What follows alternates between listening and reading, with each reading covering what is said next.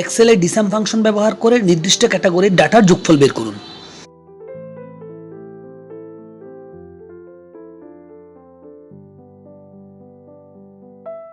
প্রোডাক্টের একটি drop down list তৈরি করার জন্য ডাটা থেকে ডাটা ভ্যালিডেশনে ক্লিক করি, অ্যালাউ থেকে চুজ করি লিস্ট, এরপর সোর্সে ক্লিক করে সোর্সে দেখাই দিই।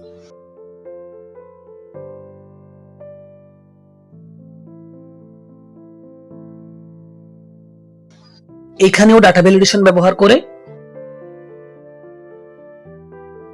সেলস এবং প্রফিটের ড্রপ ডাউন লিস্ট তৈরি করি।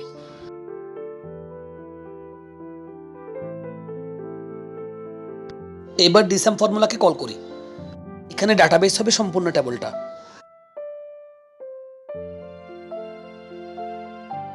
ফিল্ড হিসেবে এই সেলটা সিলেক্ট করি,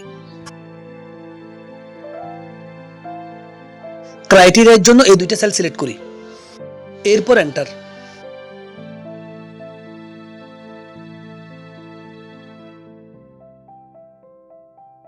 এবার ফলাফল দেখি।